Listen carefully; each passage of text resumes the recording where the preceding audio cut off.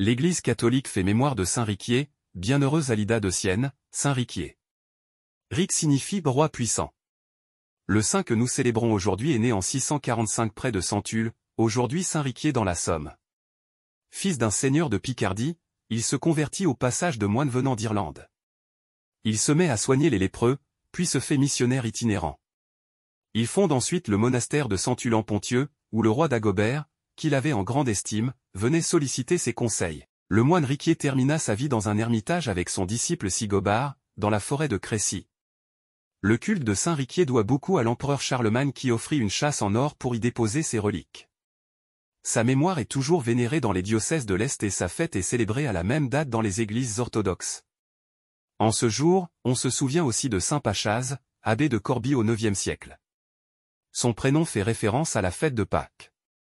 Enfant abandonné, recueilli par des religieuses, il fugue, menant une vie dissolue. Reconverti à l'Évangile, il entre dans la célèbre abbaye de Corbie où pour se nourrir de la sagesse chrétienne et des saintes écritures.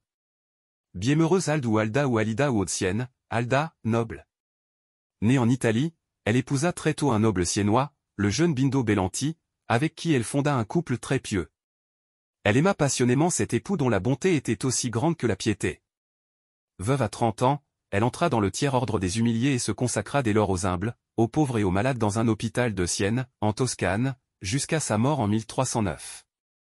Saint Riquier, bienheureuse Alida de Sienne, priez pour nous. Évangile.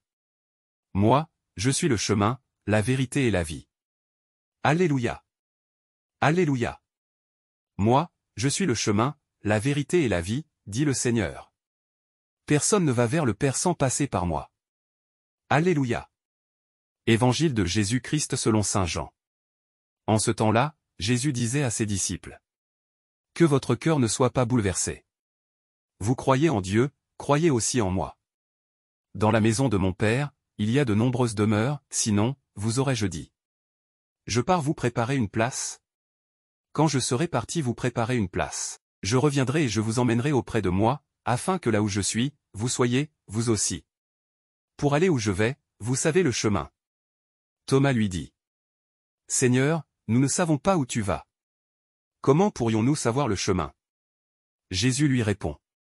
Moi, je suis le chemin, la vérité et la vie, personne ne va vers le Père sans passer par moi. Acclamons la parole de Dieu. Louange à toi Seigneur Jésus.